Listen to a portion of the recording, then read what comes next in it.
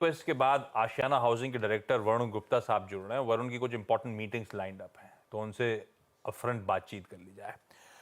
Varun ji, hi, good afternoon. Thank good you so much afternoon. Channel पे जुड़ने के लिए।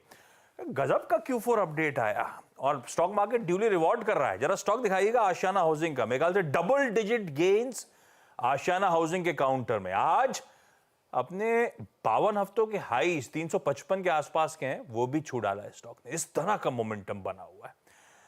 वरुण, तो अपडेट्स आपकी स्क्रीन पर आ जाएंगे। वरुण जी, बाकी सब अपनी जगह, मैं तो पूरे फाइनेंशियल ईयर के अपडेट्स पे चलता हूं। क्वार्टरली एबरेशंस हो सकते हैं। 1721 यूनिट्स इस बार बेचे, पिछले साल 1719 यूनिट्स बेचे थे। मोटा मोटी एकदम ही same. Area book largely same, पर सारे समीकरण बदल गए। वैल्यू ऑफ एरिया सोल्ड 37% का जंप। आसान शब्दों में ज्यादा बेहतर रियलाइजेशंस कमांड कर रहे हैं, ज्यादा महंगा बेच रहे हैं, ऐसा हो रहा है क्या? हाँ, सो रियलाइजेशंस हैव गॉन अप। हर जगह हमारे प्राइस बढ़े हैं, एक वो हुआ है। दूसरा, लास्ट 3-4 साल से कंपनी का एक प्रोसेस चल रहा था towards premiumization, entering markets which sell at a better price. तो वो सारा रिजल्ट हो रहा है। तो कॉम्बिनेशन ऑफ थ्री थिंग्स, एक जनरल भाव बढ़ रहे हैं, दूसरा मोर एक्सपेंसिव मार्केट्स में वी आर प्रेजेंट, एंड तीसरा हमने प्रोडक्ट को भी प्रीमियमाइज करा है। तो सेम मार्केट में we are launching more premium products. तो उसका इम्पैक्ट ये प्राइस इंक्रीज में तीनों का इनबिल्ट है।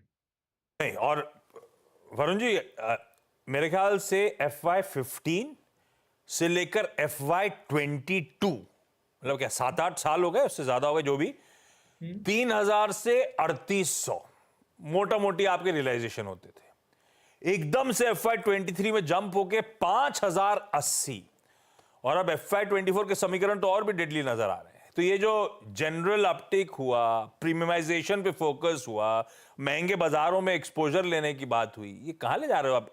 ये औसतन रियलाइजेशन तो और बढ़ते चले जाएंगे यहां से क्या? I would expect prices to continue increasing.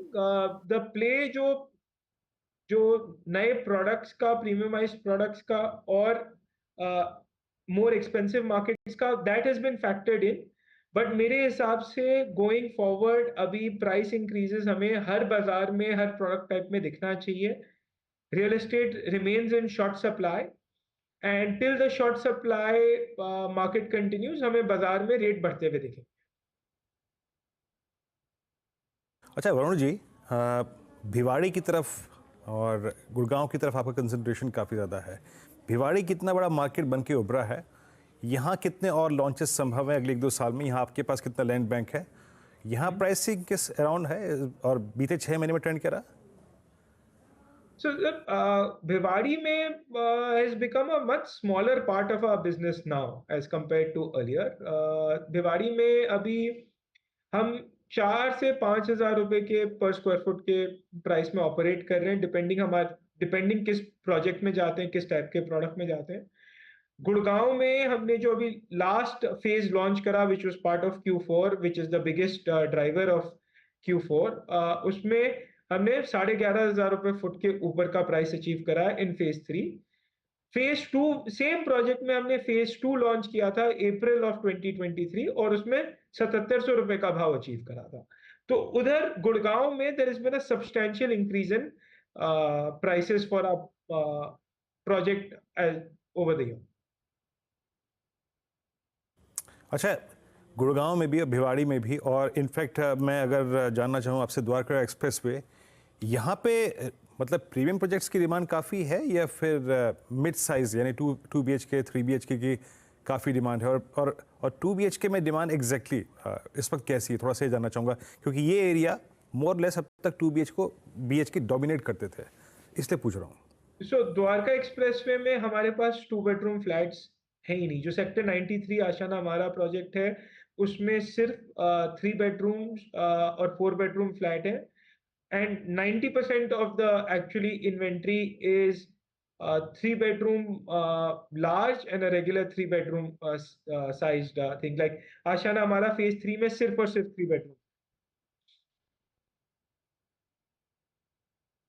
और दूसरी चीज, इन जनरल हम जो बाजार में देख रहे हैं, कि बड़े यूनिट की डिमांड ज्यादा है as compare to smaller units across markets. हर बाजार में हमें बड़े यूनिट की डिमांड ज्यादा दिख वरुण जी, बहुत बढ़िया रहा है पिछला कुछ समय आप लोग के लिए रियल एस्टेट स्पेस के लिए, और मेरे ख्याल से बहुत लंबे अरसे बाद ऐसे दिन लौट के आए।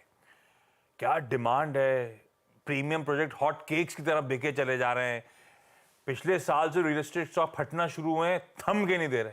क्या रीरेट हुए हैं, आपका भी स्टॉक सारे के सारे। ये बताओ, अगर गाड़ी चलनी है बोरीवली से चर्चगेट की तरफ, तो ये वीरू आप दिल्ली के पर्सपेक्टिव समझा दोगे तो वरुण जी को ज्यादा आसान समझ में आएगा, लेकिन अगर आप वाकिफ हो बोरीवली से चर्चगेट के बीच में, तो कहां पहुंची है गाड़ी रियल एस्टेट की, कितना और दमखम बचा है?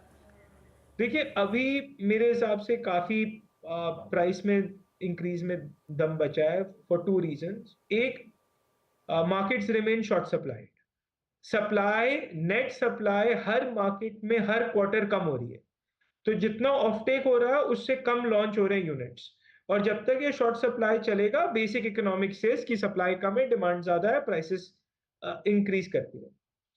और दूसरा, मैं एक आपको बोलूंगा, अगर आप मैं बॉम्बे का तो नहीं जानता, अब गुड़गांव में अगर 2013 का पीक प्राइस लें और उस पे कंज्यूमर प्राइस इन्फ्लेशन लगा दीजिए 11 साल का, 2024 का, तो आज के दिन जो प्राइस पॉइंट गुड़गांव में है वो 2013 के सीपीआई इंडेक्स प्राइस से कम है।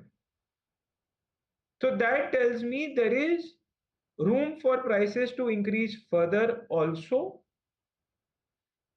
But again, everything will, to me, supply demand will continue to dictate prices in the long term. और जब तक ये शॉर्ट सप्लाई की सिचुएशन चलती रहेगी तब तक प्राइस बढ़ते रहेंगे। नहीं, बढ़िया है। तो मुंबई वाले तो खरीद पाते नहीं थे, अब ये वीरू एनसीआर में भी नहीं खरीद पाएंगे। लो बेटा, मतलब आपने पूछा ना बोरीवली से चर्च गेट, हाँ। वरुण जी के मुताबिक चर्च गेट पे तो रुकी चुकी है, पैदल निकल के जा चुकी है वहां से, है ना। मतलब दिल्ली वालों की अपेक्षाओं से दिल्ली वालों की अपेक्षाओं से कहीं पर है। अच्छा, ये वरुण जी कोई नोएडा वेडा आने की तरफ प्लान है क्या आपका?